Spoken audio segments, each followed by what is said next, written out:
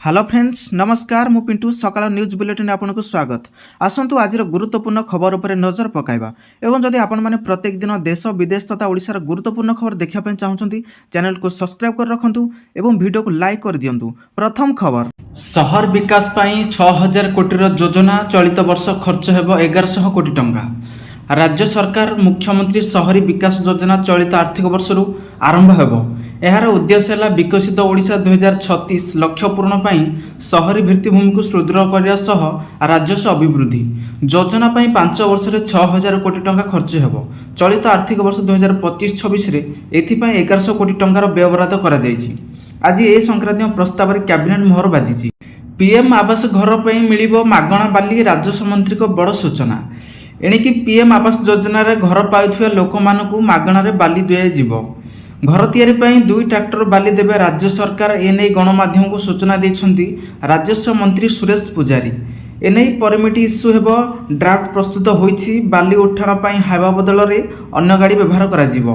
बाली उठाण पई व्यवहार हेउथिबा गाड़ी पई एसओपी होईथिबा कहिले राजस्व मंत्री।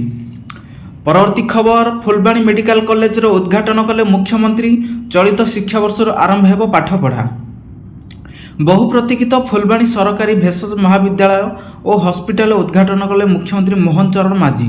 शनिवार दिन प्राय 11टा बेले मुख्यमंत्री मादीकुंदा स्थित रिजर्व पड़िया अवतरण करथिले। एहा पर फुलबाणी शहर उपकंठ तिलकपड़ा ठारे नवनिर्मित मेडिकल कॉलेज को जाइथिले। सेठार से मेडिकल कॉलेज उद्घाटन करिया परे महाविद्यालय प्रेक्षालय रे आयोजित एक सभा डाक्तर नर्स और अन्य कर्मचारी को उद्बोधन। परवर्ती खबर खुशी खबर कमिला सुना दर प्रति ग्राम पिछा 3000 टंका खसिला सुना।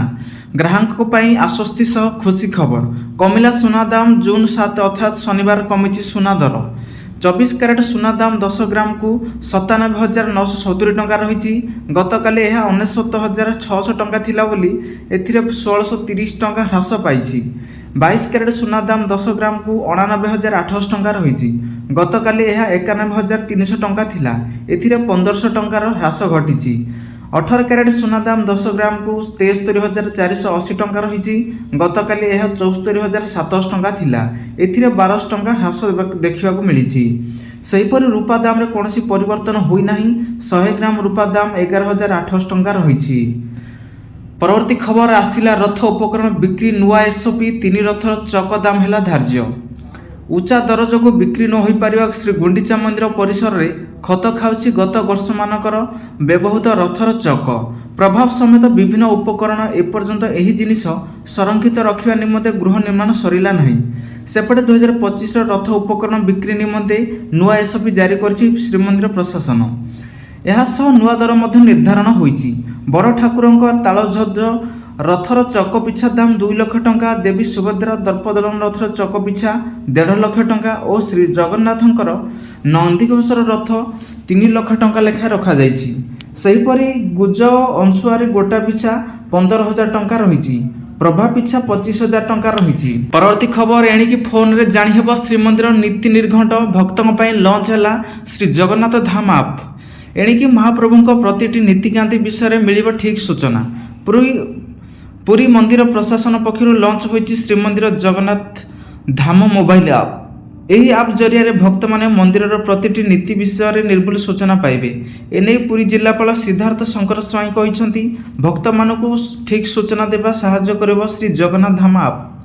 मंदिर भितर नीति ठार आरंभ करी एहार समय धाड़ी दर्शन निर्घंट महाप्रसाद बाहर समय दान प्रणाली संपर्क में समस्त सूचना मिले बोली कहिसंती जिलापाल। परवर्ती खबर पहलगाम प्रतिशोध को पूरिला मासे आतंकी को कड़ा जवाब देइथिला भारतीय सेना। ऑपरेशन सिंदूर को मासे पूरी मे मास ठीक आज दिन में पाकिस्तान को कड़ा जवाब देइथिला भारतीय सेना। पहलगाम आतंकवादी आक्रमण घटनार जवाब दे भारत करेथिला ऑपरेशन सिंदूर। भारतीय वायुसेना पाकिस्तान और पाकिस्तान अधिकृत काश्मीर थिबा 9 आतंकवादी शिविर को नष्ट कर देइथिला। एही ऑपरेशन रे भारत पाकिस्तान विमान और मिसाइल सिस्टम को मध्य क्षति पहुंचाइथिला। प्रधानमंत्री नरेंद्र मोदी कट्टारे एक साधारण सभा कहिथिले जे ऑपरेशन सिंदूर पाकिस्तान को चिरस्थायी भाव में भयभूत करिवो। नुआ प्रतिरक्षा अधिकारी भी सीडीएस जनरल अनिल चौहान कहिसंती एही ऑपरेशन मध्य जारी रहिछि। एहा बाधा को जारी रहिबो। ପରବର୍ତ୍ତୀ ଖବର ଚାରିଧାମ ଯାତ୍ରାରେ ପହଞ୍ଚିଲେ 22 ଲକ୍ଷ ଶ୍ରଦ୍ଧାଳୁ ଗଲା 38 ତୀର୍ଥଯାତ୍ରୀଙ୍କ ଜୀବନ। ଉତ୍ତରାଖଣ୍ଡରେ ଚାଲିଛି ଚାରିଧାମ ଯାତ୍ରା, ଏନେଇ ଜମିଛି ଭକ୍ତଙ୍କ ଭିଡ଼। ଜୁନ୍ 5 ତାରିଖରେ କେଦାରନାଥ, ବଦ୍ରୀନାଥ, ଗଙ୍ଗୋତ୍ରୀ, ଯମୁନୋତ୍ରୀରେ ଭକ୍ତଙ୍କ ସଂଖ୍ୟା 22,20,042 ରହିଥିବା ସୂଚନା ମିଳିଛି। ଗୁରୁତ୍ୱପୂର୍ଣ୍ଣ କଥା ହେଉଛି ଏହି ତୀର୍ଥଯାତ୍ରାରେ 83 ଜଣ ଭକ୍ତଙ୍କର ମୃତ୍ୟୁ ମଧ୍ୟ ଘଟିଛି। ତେବେ ହାର୍ଟ ଆଟାକ୍ ଏବଂ ହାଇ ଆଲ୍ଟିଚ୍ୟୁଡ୍ କାରଣରୁ ଭକ୍ତଙ୍କ ମୃତ୍ୟୁ ହୋଇଥିବା ଶୁଣିବାକୁ ମିଳୁଛି। ସବୁଠାରୁ କେଦାରନାଥ ଶ୍ରଦ୍ଧାଳୁଙ୍କ ଭିଡ଼ ଲାଗିଛି। କେଦାରନାଥରେ 24,871 ଭକ୍ତ ପହଞ୍ଚିଛନ୍ତି। ଅନ୍ୟପଟେ ବଦ୍ରୀନାଥରେ 23,729 ଭକ୍ତ ପହଞ୍ଚିଥିବା ବେଳେ ଗଙ୍ଗୋତ୍ରୀରେ 9,800 ଭକ୍ତ ପହଞ୍ଚିଛନ୍ତି ଏବଂ ଯମୁନୋତ୍ରୀରେ 7,100 ଭକ୍ତ ଶ୍ରଦ୍ଧାଳୁ ଦର୍ଶନ ପାଇଁ ପହଞ୍ଚିଛନ୍ତି। ଅନ୍ୟପଟେ ବଦ୍ରୀନାଥରେ 17 ଜଣଙ୍କର ମୃତ୍ୟୁ ହୋଇଥିବା ବେଳେ ଗଙ୍ଗୋତ୍ରୀରେ ଯମୁନୋତ୍ରୀରେ 15 ଲେଖାଏଁ ମୃତ୍ୟୁ ଘଟିଛି। ପରବର୍ତ୍ତୀ ଖବର ଆସନ୍ତା 3 ଦିନ ଯାଏ ଅସହ୍ୟ ତାତିରୁ ନିସ୍ତାର ମିଳିବ ନାହିଁ, 16ରୁ ବର୍ଷା ସମ୍ଭାବନା। ବ୍ରେକ୍ ମନସୁନର ପ୍ରଭାବ ଏବେ ରାଜ୍ୟ ଉପରେ। ଅସହ୍ୟ ତାତି ସାଙ୍ଗକୁ କଲବଲ କରୁଛି ଗରମ ଗୁଳୁଗୁଳି। ଆସନ୍ତା 3 ଦିନ ଯାଏ ଅସହ୍ୟ ତାତିରୁ ନିସ୍ତାର ନାହିଁ। ବିଭିନ୍ନ ସ୍ଥାନରେ ହିଟ୍ୱେଭ୍ ସ୍ଥିତି ଉପୁଜିପାରେ। ଆସନ୍ତା 24 ଘଣ୍ଟାରେ ବାଲେଶ୍ୱର, ଭଦ୍ରକ, ଯାଜପୁର, କେନ୍ଦ୍ରାପଡ଼ା, କଟକ ଏବଂ ଜଗତସିଂହପୁର, ପୁରୀ, ଖୋର୍ଦ୍ଧା, ନୟାଗଡ଼, ଗଞ୍ଜାମ, ଗଜପତି ଜିଲ୍ଲାରେ ଅଧିକ ଗୁଳୁଗୁଳି ଅନୁଭୂତ ହେବ। ଏଥିସହ ଉଷ୍ମ ଆର୍ଦ୍ରତା ସ୍ଥିତି ଅନୁଭୂତ ହେବ। ଏନେଇ ସମସ୍ତ ଜିଲ୍ଲାପାଳ ପାଇଁ ୟେଲୋ ୱାର୍ଣ୍ଣିଂ ଜାରି କରିଛି ଆଞ୍ଚଳିକ ପାଣିପାଗ ବିଭାଗ। ତେବେ ଆସନ୍ତା 7 ଦିନ ଯାଏ ରାଜ୍ୟରେ ବର୍ଷା ହେବ ବୋଲି ପାଣିପାଗ କେନ୍ଦ୍ର କହିଛି। ହାଲୁକାରୁ ମଧ୍ୟମ ଧରଣର ବର୍ଷା ସହ କେତେକ ସ୍ଥାନରେ ଝଟକା ପବନ ମଧ୍ୟ ଅନୁଭୂତ ହେବ। ଏନେଇ ଆସନ୍ତା 24 ଘଣ୍ଟାରେ ରାଜ୍ୟର ସମସ୍ତ ଜିଲ୍ଲା ପାଇଁ ୟେଲୋ ୱାର୍ଣ୍ଣିଂ ଜାରି କରିଛି ପାଣିପାଗ କେନ୍ଦ୍ର। ପରବର୍ତ୍ତୀ ଖବର ବାଂଲାଦେଶ ସାଧାରଣ ନିର୍ବାଚନ ପାଇଁ ବାଜିଲା ବିଗୁଲ। ଏପ୍ରିଲରେ ନିର୍ବାଚନ ନେଇ ହେବ ଘୋଷଣା। ଘୋଷଣା ହେଲା ବାଂଲାଦେଶ ନିର୍ବାଚନ। ଆସନ୍ତା ବର୍ଷ ଅର୍ଥାତ୍ 2026 ଏପ୍ରିଲ ମାସରେ ହେବ ବାଂଲାଦେଶ ନିର୍ବାଚନ।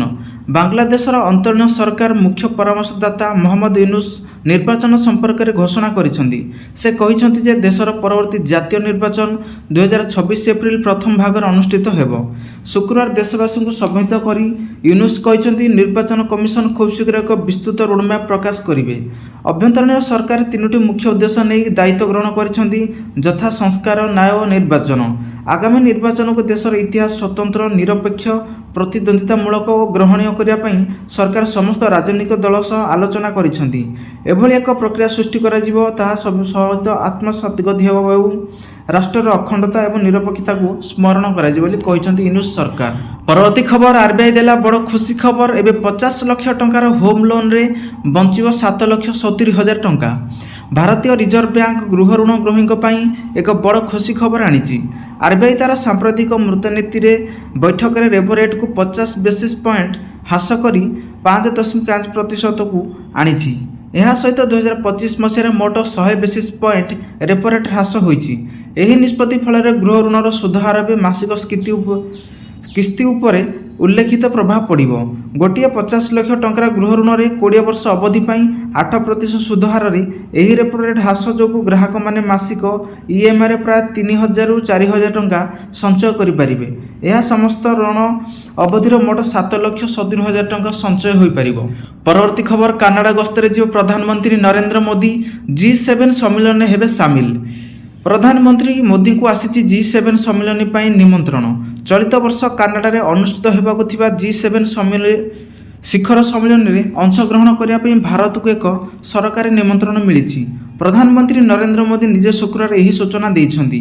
ସେ କହିଛନ୍ତି ଯେ ତାଙ୍କୁ କାନାଡ଼ା ପ୍ରଧାନମନ୍ତ୍ରୀ ମାର୍କ ଜେ କାର୍ନେଙ୍କଠାରୁ ଏକ ଫୋନ୍ ଆସିଥିଲା, ଯେଉଁଥିରେ ସେ ଆଗାମୀ ଦିନରେ ଶିଖର ସମ୍ମିଳନୀରେ ଯୋଗ ଦେବା ପାଇଁ ଭାରତକୁ ନିମନ୍ତ୍ରଣ କରିଛନ୍ତି।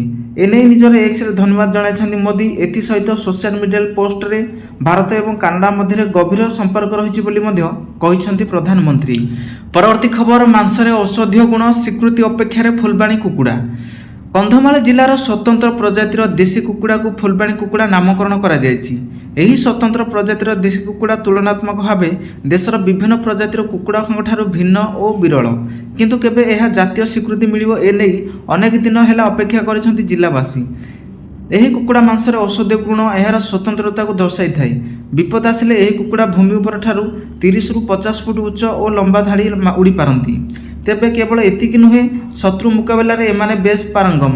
ଏନେଇ ଏତେ ଚଞ୍ଚଳ ଯେ ବିଲେଇ କିମ୍ବା କଟା ସହଜରେ ଝାମ୍ପି ପାରନ୍ତି ନାହିଁ। ସେହିପରି ରୋଗ ପ୍ରତିରୋଧକ ଶକ୍ତି ବି ଅଧିକ। ସେଥିପାଇଁ ଉକ୍ତ ପ୍ରଜାତିର କୁକୁଡ଼ାଙ୍କୁ କୃମି କିମ୍ବା ଝାଡ଼ା ରୋଗ, ବାୟୁ ସହିତ କିମ୍ବା ଭାଇରସ୍ ଜନିତ ସଂକ୍ରମଣ ସହଜରେ ଆକ୍ରାନ୍ତ କରିନଥାଏ। ପରବର୍ତ୍ତୀ ଖବର, ଜୁନ୍ 20 ତାରିଖରେ ଓଡ଼ିଶା ଆସିବେ ପ୍ରଧାନମନ୍ତ୍ରୀ ନରେନ୍ଦ୍ର ମୋଦି, ସୂଚନା ଦେଲେ ସୁରେଶ ପୂଜାରୀ। ପ୍ରଧାନମନ୍ତ୍ରୀ ନରେନ୍ଦ୍ର ମୋଦି ଜୁନ୍ 12 ନୁହେଁ ବରଂ ଜୁନ୍ 20 ତାରିଖରେ ଓଡ଼ିଶା ଗସ୍ତରେ ଆସିବାର କାର୍ଯ୍ୟକ୍ରମ ରହିଛି। ଏନେଇ ରାଜସ୍ୱ ମନ୍ତ୍ରୀ ସୁରେଶ ପୂଜାରୀ ସୂଚନା ଦେଇଛନ୍ତି।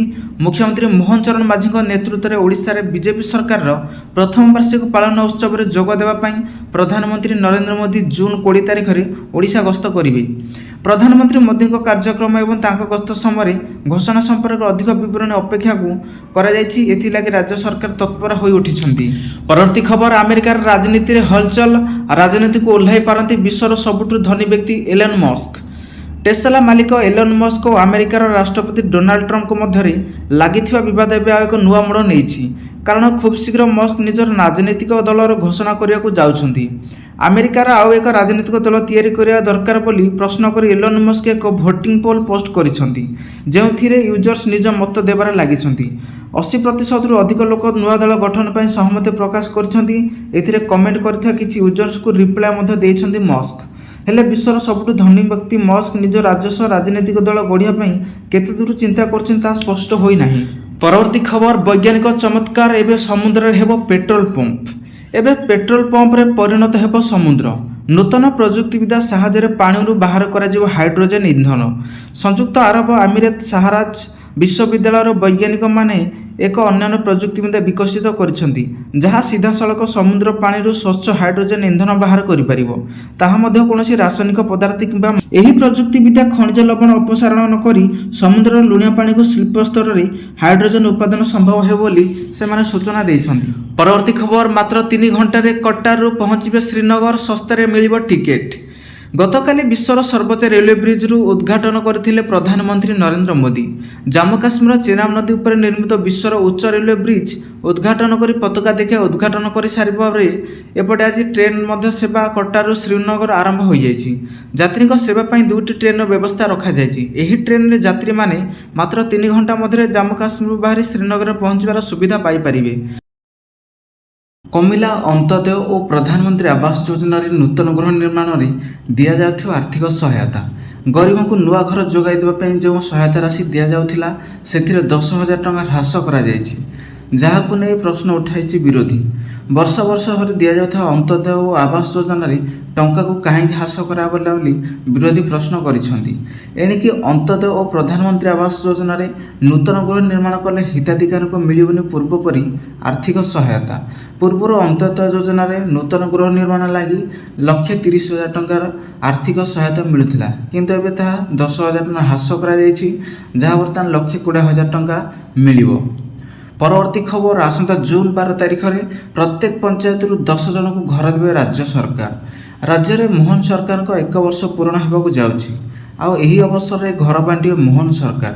ଏନେଇ ବଡ଼ ଘୋଷଣା କରିଛନ୍ତି ପଞ୍ଚାୟତିରାଜ ମନ୍ତ୍ରୀ ରବି ନାରାୟଣ ନାୟକ। ଆସନ୍ତା ଜୁନ୍ 12 ତାରିଖ ଦିନ ରାଜ୍ୟର ପ୍ରତ୍ୟେକ ପଞ୍ଚାୟତରୁ 10 ଜଣଙ୍କୁ ଘର ଦେବେ ରାଜ୍ୟ ସରକାର। ପ୍ରତି ପଞ୍ଚାୟତରୁ 10 ଜଣ ଲେଖାଏଁ ହିତାଧିକାରୀଙ୍କୁ ଅନ୍ତୋଦୟ ଗୃହ ଯୋଜନାରେ ସାମିଲ କରିବେ ସରକାର। ଏନେଇ ତାଲିକା ଦେବାକୁ ବିଡ଼ିଓମାନଙ୍କୁ ନିର୍ଦ୍ଦେଶ ବି ଦିଆଯାଇଛି। ହିତାଧିକାରୀଙ୍କ ତାଲିକାକୁ 5 ଦିନ ଭିତରେ ଦେବା ପାଇଁ ବିଡ଼ିଓମାନଙ୍କୁ ନିର୍ଦ୍ଦେଶ ଦେଇଛନ୍ତି ସରକାର। ଜୁନ୍ 12 ତାରିଖ ଦିନ ହେବାକୁ ଥିବା ସରକାରଙ୍କ ବର୍ଷ ପୂର୍ତ୍ତି କାର୍ଯ୍ୟକ୍ରମରେ ସେହି ହିତାଧିକାରୀଙ୍କୁ ଘର ଦିଆଯିବ ବୋଲି କହିଛନ୍ତି ପଞ୍ଚାୟତିରାଜ ମନ୍ତ୍ରୀ ରବି ନାରାୟଣ ନାୟକ। ପରବର୍ତ୍ତୀ ଖବର, ଅତ୍ୟନ୍ତ ଗରିବରୁ ମୁକୁଳିଛନ୍ତି 26 କୋଟିରୁ ଅଧିକ ଭାରତୀୟ। ହ୍ରାସ ହୋଇଛି ଭାରତର ଦାରିଦ୍ର୍ୟତା, ରିପୋର୍ଟ ଦେଲା ବିଶ୍ୱ ବ୍ୟାଙ୍କ। ଭାରତରେ ଅତ୍ୟନ୍ତ ଦାରିଦ୍ର୍ୟରେ ବଞ୍ଚୁଥିବା ଲୋକଙ୍କ ସଂଖ୍ୟା ହ୍ରାସ ହୋଇଛି। ଏନେଇ ୱାର୍ଲଡ ବ୍ୟାଙ୍କ ତାଜା ରିପୋର୍ଟ ଅନୁସାରେ 2011-12ରୁ 2022-23 ମଧ୍ୟରେ ଭାରତର ଅତ୍ୟନ୍ତ ଦରିଦ୍ର ଲୋକ ସଂଖ୍ୟା 27% ହ୍ରାସ ହୋଇ ଏବେ ମାତ୍ର 5% ରହିଛି। ରିପୋର୍ଟ ଅନୁସାରେ 2011-12ରେ 34,40,00,000 ଲୋକ ଅତ୍ୟନ୍ତ ଦାରିଦ୍ର୍ୟରେ କାଳତିପାତ କରୁଥିଲେ। ତେବେ 2022-23 ବେଳକୁ ଏହି ସଂଖ୍ୟା 7.52% କୋଟିକୁ ଖସି ଆସିଛି। ଅର୍ଥାତ୍ ଏବେ ସମୟରେ 26 କୋଟି ଲୋକ ନିଜକୁ ଦାରିଦ୍ର୍ୟର ଶିଙ୍କୁଳିରୁ ମୁକ୍ତ କରିଛନ୍ତି।